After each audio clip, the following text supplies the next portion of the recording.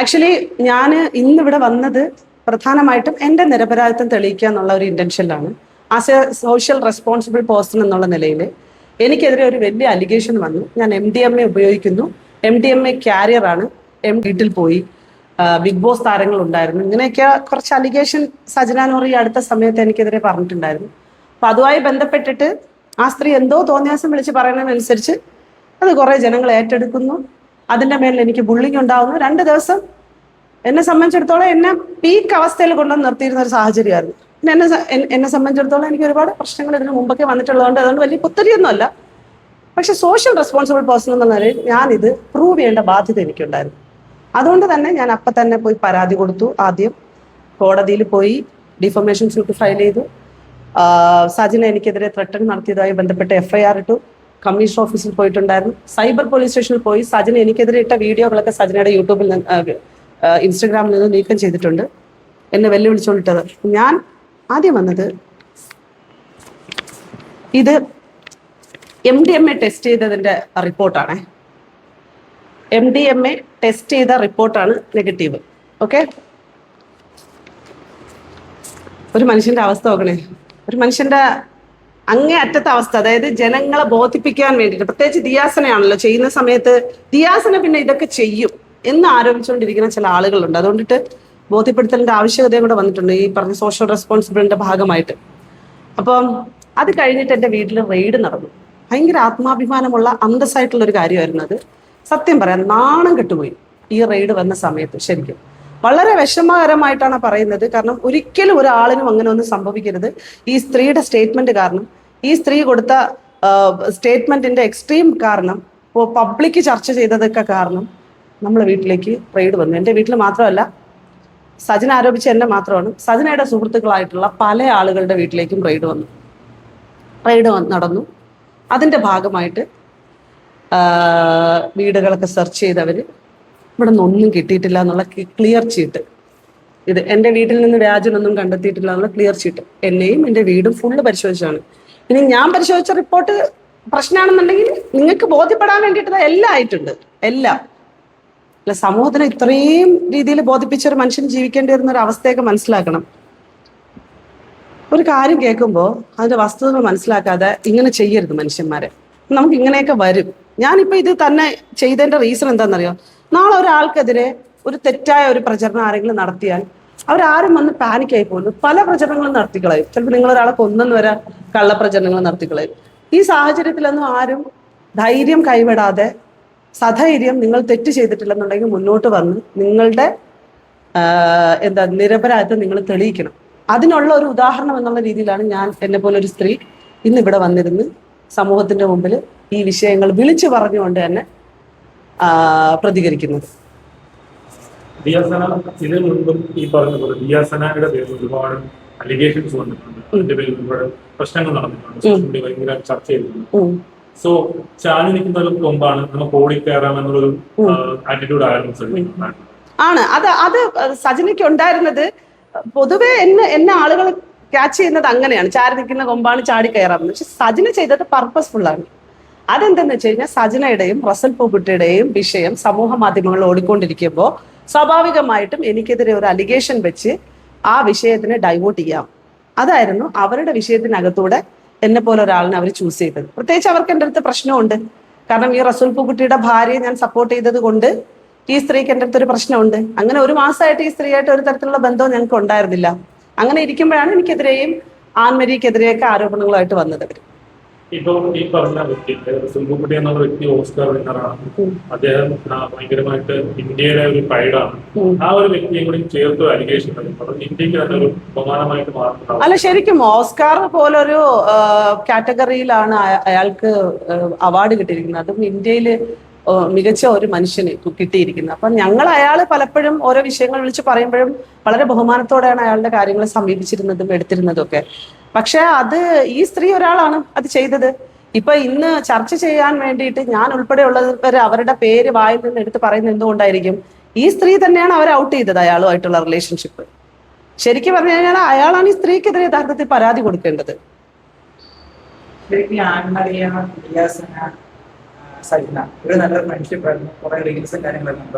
അല്ല, ആൻമരിയ സജന ഫ്രണ്ട്സുകളായിരുന്നു, ഉറപ്പായിട്ടുള്ള കാര്യമാണ്. ദിയാസന അവളുടെ സുഹൃത്താണ്, പക്ഷെ അതൊരു എൻ്റെ ബെസ്റ്റ് ഫ്രണ്ട് അങ്ങനെയൊന്നുമല്ല.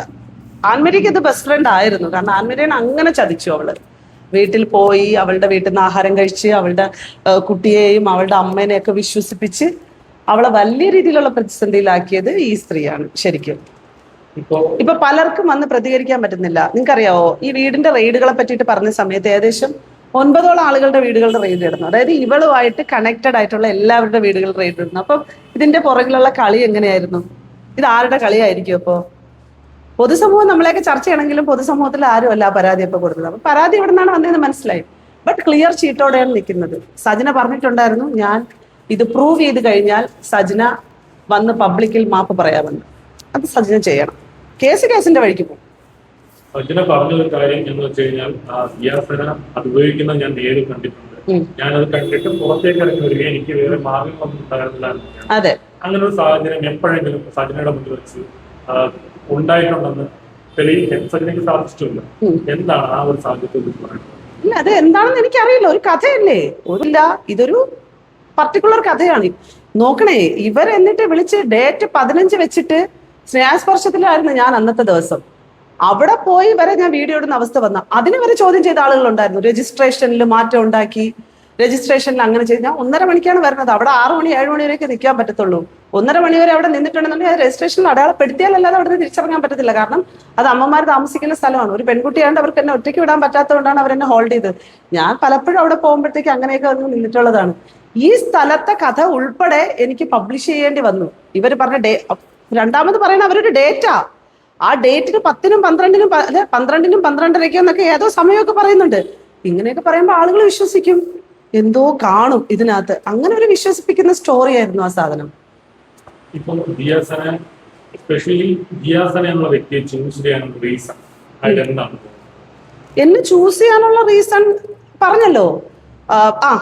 എന്നെ ചൂസ് ചെയ്യാനുള്ള റീസൺ, ഇവര് മറ്റേ ഇതിട്ടായിരുന്നല്ലോ 9 വീക്ക് പ്രഗ്നന്റ് എന്ന് പറയുന്ന ഒരു ഫോട്ടോ ഇട്ട സമയത്ത് ഇവര് അതിനെ റിമൂവ് ചെയ്തിട്ട് അവർ പറഞ്ഞായിരുന്നല്ലോ ഇത് ഹാക്ക് ചെയ്യപ്പെട്ടതാണെന്ന്. അപ്പൊ ഞങ്ങൾക്ക് കഥ മനസ്സിലായി. കാരണം ഇവൾ ഇതിനു മുമ്പ് അയാളെ ത്രെട്ടൻ ചെയ്യാൻ വേണ്ടി ഇങ്ങനെ ചെയ്തുകൊണ്ടിരിക്കുന്നതുകൊണ്ട് ബെസ്റ്റ് ഫ്രണ്ട്സിന് കാര്യങ്ങൾ അറിയാലോ. ഈ പറഞ്ഞ ആൻമരി അപ്പ ഇരുന്നുകൊണ്ട് പറഞ്ഞു ഇവള് പർപ്പസ് ആയിട്ട് അത് ചെയ്തതാണ്. ഇത് ഇപ്പൊ നമ്മളെ എല്ലാരെയും കൂടെ കണക്ട് ചെയ്യുന്ന രീതിയിൽ നിങ്ങൾ ആരും സംസാരിക്കണ്ട, ഞാൻ എന്തായാലും സർക്കാസമായിട്ടൊരു വീഡിയോ ഇടാൻ പോകണമെന്ന്. ഞാൻ പറഞ്ഞു, അയ്യോ ഫ്രണ്ട്സ്, എൻ്റെ അക്കൗണ്ട് ഹാക്കായി പോയി, എൻ്റെ ഒരു ഫ്രണ്ടാണ് വന്ന് എൻ്റെ അക്കൗണ്ട് ഹാക്ക് ചെയ്തത്, മാറ്റി തന്നത്, എന്നെ രക്ഷപ്പെടുത്തിയത്.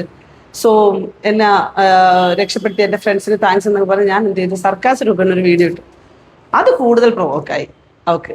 പിന്നെ ചാനലുകളിൽ പേരുൾപ്പെടെയുള്ളത് പ്രസന്റ് ചെയ്യാൻ തുടങ്ങി. ആദ്യമൊക്കെ ഫ്രണ്ട്സ്, കൂട്ടുകാർ, ചേച്ചു അങ്ങനെയൊക്കെ ആയിരുന്നു. പിന്നെ പേരുകൾ പറയാൻ തുടങ്ങി. ഞാൻ ഒരിക്കലും എക്സ്പെക്ട് ചെയ്തില്ല എൻ്റെ പേര് വരുമെന്നുള്ളത്. കാരണം അതിന് വേണ്ടിയിട്ടുള്ള ഒരു ക്ലോസ്നെസ് ഇല്ല അവരുമായിട്ട്. പക്ഷെ പെട്ടെന്ന് എനിക്ക് തോന്നുന്നു, ഞാൻ ആ സർക്കാസ വീഡിയോ ഇട്ടപ്പോൾ അത് അവർക്ക് അങ്ങനെ തോന്നിയതായിരിക്കാം എന്നുള്ളത്. എൻ്റെ പേഴ്സണലാണ് ഞാൻ എന്ത് വീഡിയോ ഇടണം എന്നുള്ളത്. ഞാൻ അവരുടെ പേര് പറഞ്ഞിട്ടോ ഒന്നുമല്ല. കാരണം ഇതിനെ ഉൾട്ടയാക്കിക്കൊണ്ട് നമ്മൾ ഇടുമല്ലോ. ഇപ്പോ ഒരു സ്ത്രീ ആണ് മറ്റൊരു സ്ത്രീക്കെതിരെ പരാതി പോകുന്നത്. ഒരുപാട് ഫേക്ക് ചെയ്തത് പുരുഷന്മാർക്കെതിരെ പോകുന്നത് സംസാരിച്ചത് നമ്മൾ കണ്ടായിരുന്നു. ഇപ്പോൾ ഇവിടെ നേരെ തിരിച്ചാണ്, ഒരു സ്ത്രീ മറ്റൊരു സ്ത്രീയുടെ പേരിൽ അലിഗേഷൻസ് ഉണ്ടാക്കുന്നതാണ്. അത് ഫേക്ക് ആയിട്ട് തന്നെ കാണിക്കാൻ വേണ്ടി പല കാര്യങ്ങളും പറഞ്ഞു വരുത്തുന്നു. ഇതിനൊക്കെ നിയമപരമായി നേരിടാൻ എന്തൊക്കെ വെല്ലുവിളികളുണ്ട്? ഒരുപാട് വെല്ലുവിളികൾ നടന്നതാണ്. കാരണം പ്രൂവ് ചെയ്യാനുള്ളത് വല്ലാത്തൊരു അവസ്ഥയാണ്. വല്ലാത്ത അവസ്ഥയാണ്, വല്ലാത്ത നാണം കെട്ട അവസ്ഥയാണ്.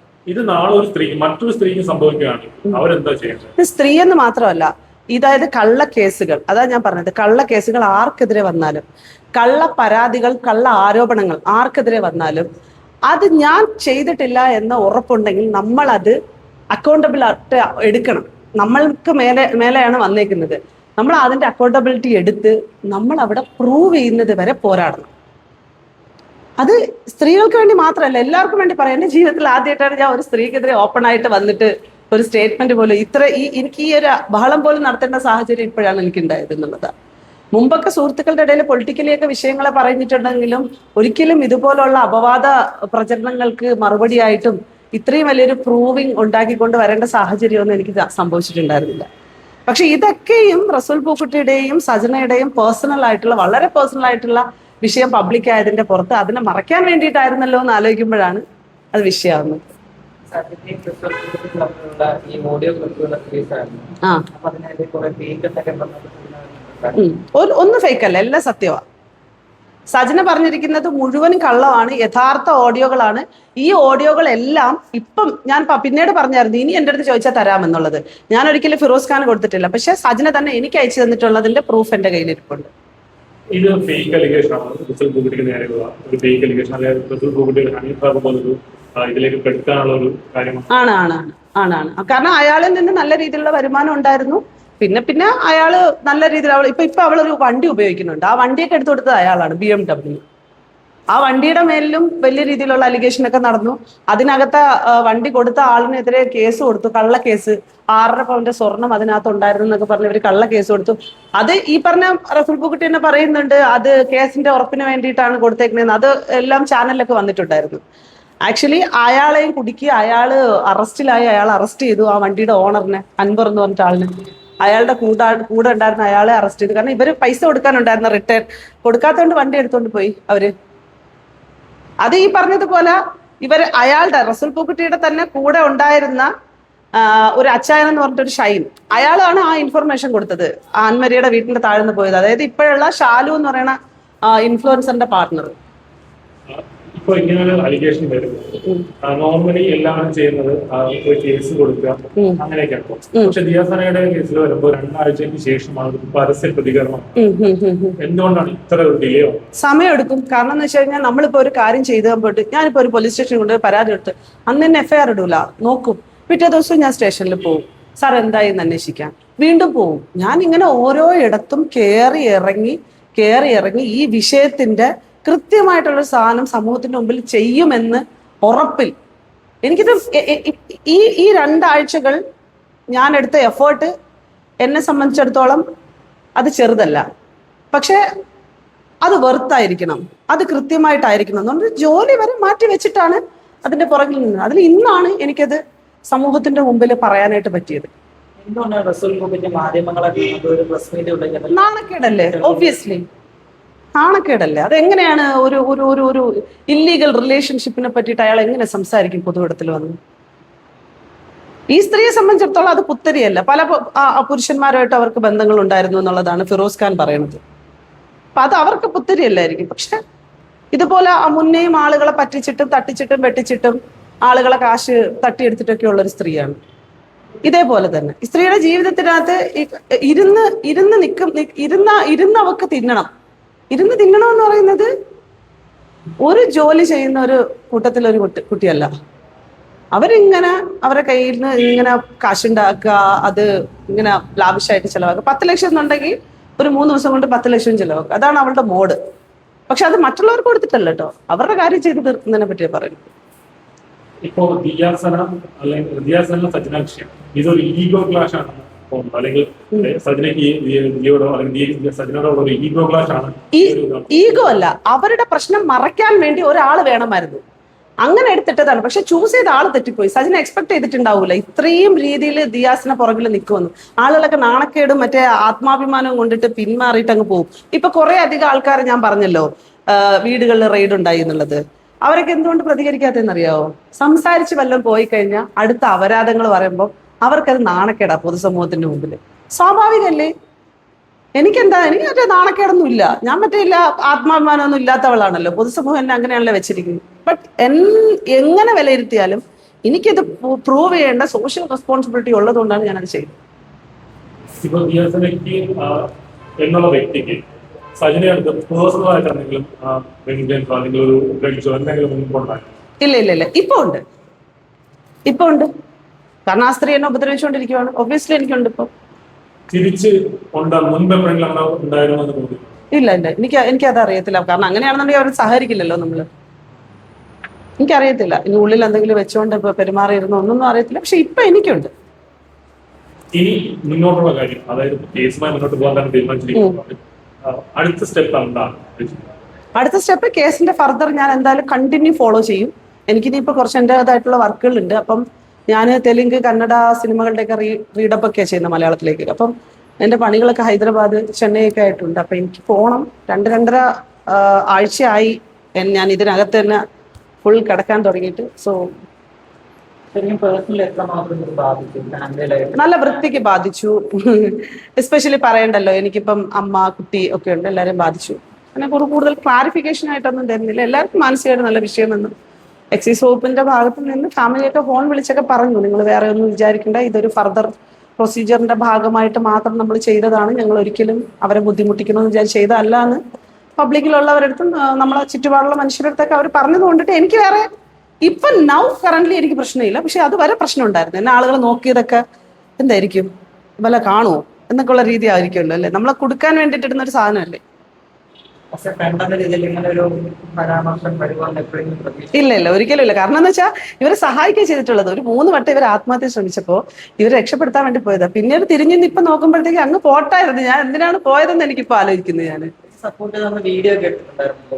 ഏതിന്റെ ഈ സബ്ജക്ട് വിഷയത്തിൽ കഴിഞ്ഞാല് ഇതുമായിട്ട് ബന്ധപ്പെട്ട് ഇവളുടെ സൗഹൃദത്തിൽപ്പെട്ട എല്ലാവരെയും ഞാൻ കോൺടാക്ട് ചെയ്തിട്ട് അവരെന്നെയും കോൺടാക്ട് ചെയ്യുന്നുണ്ട്. അവരെല്ലാവരും എനിക്ക് നല്ല സപ്പോർട്ട് തരുന്നുണ്ട്. ഒരു കാരണവശാലും അവരോടൊന്നും പൊതുവിടത്തിലേക്ക് വരരുതെന്ന് ഞാനാ പറഞ്ഞത്. കാരണം എന്തായാലും ഞാൻ ഫൈറ്റ് ചെയ്യുന്നു. എനിക്കല്ലേ മോശം ഉണ്ടായി വന്നത്, ഞാൻ ഫേസ് ചെയ്തോളാം. എല്ലാവർക്കും വേണ്ടിയിട്ട് ഞാൻ ഫേസ് ചെയ്തോളാം. അല്ലെങ്കിൽ എത്ര സ്ത്രീകൾ അതിനകത്ത് ബാധിക്കപ്പെട്ടിട്ടുണ്ടോ, എത്ര പുരുഷന്മാർ ബാധിക്കപ്പെട്ടിട്ടുണ്ടോ, അവർക്കൊക്കെ വേണ്ടിയിട്ട് ഞാൻ ഒരാൾ മതി. കഴിഞ്ഞ ദിവസം മിനിസ്റ്റർ കമ്മീഷന്റെ ഒരു പ്രസ് മീറ്റ് ഇവിടെ വെച്ച് തന്നെ നടക്കുന്നത്. അതിൽ രാഹുൽ ഈശ്വറും മുകേഷും നായരും അതെ, അവർ പറഞ്ഞിരുന്നു ഫിറോസ് പരാതി രജിസ്റ്റർ ചെയ്യാൻ പോകുന്ന സമയത്ത് പൊട്ടിക്കരയുകയായിരുന്നു. അതെ അതെ, ഫിറോസിന്റെ ഈ ഒരു അവസ്ഥയ്ക്ക് സജ്ന ഒരു വലിയൊരു കാരണമാണ്. പിന്നെ തീർച്ചയായിട്ടും എപ്പോഴെങ്കിലും ഫിറോസുമായി സംസാരിക്കുക? സംസാരിച്ചിരുന്നു. ഫിറോസ്ക്ക് അപ്പോഴാണ് പറയുന്നത് 4 വർഷമായിട്ട് റിലേഷൻഷിപ്പ് ഇവരുടെ ഇടയിൽ ഉണ്ടായിരുന്നു എന്നും ഫിറോസ്ക്കാടെ കൂടെ ഉള്ളപ്പോ സമയത്ത് തന്നെ ഇതുണ്ടായിരുന്നു, അത് ഫിറോസ്ക്കാക്ക് അറിയില്ലായിരുന്നു എന്നും, പിന്നെ മുമ്പും വേറെ ആളുകളായിട്ടുള്ള റിലേഷൻഷിപ്പിലൊക്കെ ഫിറോസ്ക്ക് പല ആവർത്തി അവരെ വാണിംഗ് കൊടുത്തതാണെന്നും, ഫിറോസ്ക്കായ ലിറ്ററലി അവർ ചതിക്കുമായിരുന്നു എന്നാണ് ഫിറോസ്ക്ക് സംസാരിച്ചത്.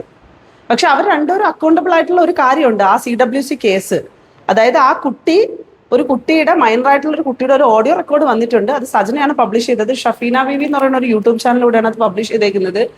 അതിനകത്ത് പറഞ്ഞിരിക്കുന്ന അലിഗേഷൻ വളരെ ഗൗരവമുള്ളതാണ്. അതിനകത്ത് ഫിറോസ് ഖാനും സജനയും രണ്ടുപേരും അക്കൗണ്ടബിലിറ്റി ഏറ്റെടുക്കേണ്ടതാണ്. അത് കൃത്യമായിട്ട് പ്രൂവ് ചെയ്യേണ്ട റെസ്പോൺസിബിലിറ്റി ഉണ്ട് രണ്ടുപേർക്കും. അതുപോലെ തന്നെ ഞങ്ങൾ CWC കൊടുത്ത പരാതിന്മേലുള്ള അന്വേഷണങ്ങളോ മറ്റു കാര്യങ്ങളോ ഒന്നും ഫർദർ ഒന്നും നമ്മൾ ഇതുവരെ അറിഞ്ഞിട്ടില്ല. ഞാൻ ഇന്നത്തെ പ്രസ് മീറ്റിനകത്ത് അത് വളരെ കൃത്യമായിട്ട് പറഞ്ഞു. കാരണം നമുക്ക് അങ്ങനെ ഒരു അറിവ് കിട്ടിക്കഴിഞ്ഞാൽ നമ്മൾ അപ്പം തന്നെ അടുത്തുള്ള പോലീസ് സ്റ്റേഷനിൽ അറിയിക്കണമെന്നാണല്ലോ. നമ്മൾ പോലീസ് സ്റ്റേഷനിലല്ല, നമ്മൾ CWC തന്നെ അറിയിച്ചു. ഫർദർ റെസ്പോൺസ് ഉണ്ടാവുമെന്ന് പ്രതീക്ഷിക്കുന്നു. ഇപ്പോ ഫിറോസ് സജന വിഷയം ആദ്യമേ തുടങ്ങുന്നത് അവർ തമ്മിലുള്ള ഡിവോഴ്സ് കേസ് എന്നുള്ള രീതിയിലാണ്. പിന്നീട് ഫിറോസ് വരികയും അലിഗേഷൻസ് ഉന്നയിക്കുകയും ചെയ്തു. അപ്പോൾ ഫിറോസിനെതിരെ ആയിരുന്നു ഒരു വലിയ ജനക്കൂട്ടം. എന്നാൽ ഇപ്പോൾ നേരെ തിരിഞ്ഞു വരികയാണ്, സജനയ്ക്കെതിരെയാണ് ജനക്കൂട്ടം. പക്ഷെ തുടക്കത്തിൽ ഉണ്ടായ ഈ ഒരു രോഷം സജന യൂസ് ചെയ്തു തോന്നുന്നു. അതെ അതെ അതെ അതെ. അതായത് ആദ്യം ഫിറോസ് ഖാനെതിരെ വരാനുണ്ടായ കാരണം റസൂൽ പൂക്കുട്ടിയാണ്. റസൂൽ പൂക്കുട്ടിയെ ചലഞ്ച് ചെയ്യുമായിരുന്നു ഫിറോസ് ഖാൻ. 2-3 വീഡിയോകൾ ഇട്ടിട്ടുണ്ടായിരുന്നു, പേര് പറയാതെ. അതിൽ അയാൾ ഭയന്നിട്ടാണെന്ന് തോന്നുന്നു സജന റസൂൽ പൂക്കുട്ടിയെ സംരക്ഷിക്കാൻ വേണ്ടിയിട്ട് ഫിറോസ് ഖാനെതിരെ ഒരു വീഡിയോ ചെയ്തത്. വെറുതെ ഇരുന്ന സജന ചെയ്തു.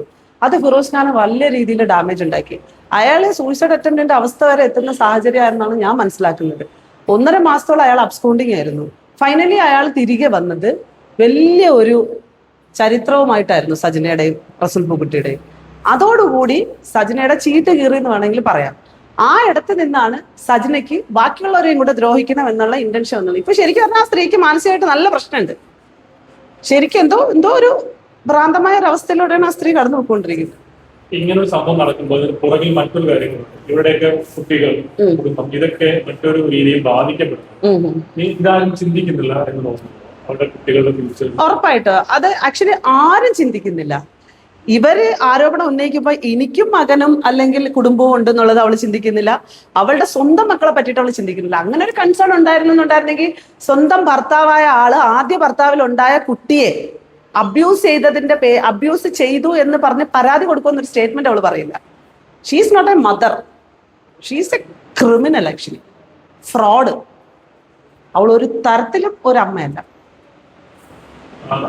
അവസാനമായിട്ട് ഇപ്പോ സജന വിഷയത്തിൽ സത്യസന്ധമായിട്ടുള്ള ഒരു കാര്യം ഈ പറയുന്ന ഒരു കാര്യം, റസൂൽ പൂക്കുട്ടി വിഷയത്തിൽ ഉണ്ടായ ആ ഒരു ഫോട്ടോ 9 weeks ഗർഭിണിയാണെന്ന് പറഞ്ഞിട്ടൊരു ഫോട്ടോ, അത് സത്യസന്ധമാണെന്ന് തോന്നുന്നു. ഒന്നാമത്തെ കാര്യം, അതിന് ഒരു മാസം മുമ്പ് നമ്മൾ പിണങ്ങി എന്ന് പറഞ്ഞില്ലേ, ആ സമയത്ത് അവൾ എനിക്കൊരു ഇത് അയച്ചു തന്നിട്ടുണ്ടായിരുന്നു, 4 weeks എന്ന് പറഞ്ഞിട്ട്. ആ കണക്ക് വെച്ചാണെന്നുണ്ടെങ്കിൽ അത് സത്യമാണെന്നാണ് വിലയിരുത്തല്. പക്ഷെ അവളിപ്പോ പ്രഗ്നന്റ് അല്ല, അത് കള്ളവാ. പിന്നെ ഇനി പ്രഗ്നന്റ് ആണെങ്കിൽ തന്നെ ഇത് റസൂൽ പൂക്കുറ്റിയുടേതാണെന്നൊന്നും നമുക്ക് ആർക്കും അറിയത്തുമില്ല. കാരണം ഇത്തരത്തിൽ നമ്മൾ അവളെ സംസാരിക്കാൻ കാരണം അവൾ ചെയ്തുകൊണ്ടിരിക്കുന്ന ആക്ടിവിറ്റികൾ അങ്ങനെയാണ്. കാരണം അയാൾക്ക് തന്നെ സംശയമുണ്ട്. അത് അയാൾ നമ്മളെ അടുത്ത് കമ്മ്യൂണിക്കേറ്റ് ചെയ്ത സമയം സംസാരിച്ചതാ. അതൊക്കെ അറിയില്ല. കാരണം അത് ലിറ്ററലി കൈയൊഴിയുന്നത് ഒരു പ്രശ്നമായി മാറുമല്ലോ. അതുകൊണ്ടായിരിക്കും മേ ബി കൂടുതൽ അറിയില്ല. അതാണ് സത്യം. അയാൾ ശരിക്കും ട്രാപ്ഡാണ്. അയാളെ ഞാൻ ശരിക്കും തെറ്റിദ്ധരിച്ചു. കാരണം എന്നെ ആക്രമിക്കാൻ അയാൾ കൂട്ടു നിൽക്കുന്നതെന്നൊക്കെ വിചാരിച്ച് ഞാൻ അയാൾക്കെതിരെ സംസാരിച്ചിട്ടുണ്ടായി. ബട്ട് അയാൾ എനിക്കെതിരെ അല്ല എന്നുള്ളത് അയാൾ എന്നെ വിളിച്ച് പറഞ്ഞു. അതോടെ അയാളെ കുടുംബം അയാളും എൻ്റെ അടുത്ത് സംസാരിച്ചതോടുകൂടി ഞാൻ അയാളുമായിട്ടുള്ള വിഷയം ക്ലോസ് ചെയ്തിട്ടുണ്ട്. അവർ ഭയങ്കര വല്ലാത്ത അവസ്ഥയാണ്, വളരെ വല്ലാത്ത അവസ്ഥയാണ്. അവരുടെ കുടുംബം ആയിക്കോട്ടെ അവരായിക്കോട്ടെ, അത് പറയണ്ടല്ലോ. പ്രത്യേകിച്ച് നാണക്കേടല്ലേ ഓസ്കാർ പോലൊരു സ്പേസിൽ നിൽക്കുന്ന ഒരാളിനെ പറ്റിയിട്ടുള്ള അലിഗേഷൻസ് ആണ്, അതും വൃത്തികെട്ട രീതിയിൽ. അറ്റ്ലീസ്റ്റ് ഈ സ്ത്രീ എന്ത് വിചാരിക്കണം, അയാൾ കൊടുത്ത പൈസയ്ക്ക് നന്ദിയുള്ളവളായിരിക്കണം, അല്ലെങ്കിൽ അയാൾ അവളെ സഹായിച്ചതിനൊരു നന്ദി, അതൊന്നുമില്ല. പിന്നെ അയാളെ പോലുള്ള ഒരാൾ ഇങ്ങനെയൊക്കെയുള്ള സ്ത്രീകളെ ചൂസ് ചെയ്യുമ്പോഴത്തേക്ക് പഠിക്കണം. അയാൾക്ക് ഇത്രയും നല്ലൊരു ഭാര്യയും കുട്ടികളൊക്കെ ഉണ്ടായിട്ട് അയാൾക്ക് എന്തിന്റെ കേടായിരുന്നു? വേറൊരു കാര്യം ചോദിക്കട്ടെ, ഇപ്പൊ ഈ പറഞ്ഞ പോലെ സജനയെ കുറിച്ചുള്ള കാര്യങ്ങളൊക്കെ മുമ്പേ അറിയാമായിരുന്നു, ഇങ്ങനെയൊക്കെയുള്ള ക്യാരക്ടറാണെന്ന് പറയാൻ? ഇല്ല, അറിഞ്ഞൂടായിരുന്നു കേട്ടോ, അറിഞ്ഞൂടായിരുന്നു. അത് അങ്ങനെ പറയാൻ പാടില്ലല്ലോ. കാരണം 1.5 വർഷമായിട്ട് അറിയാം, 3-4 പ്രാവശ്യമാണ് എനിക്ക് അറിയുന്നത്.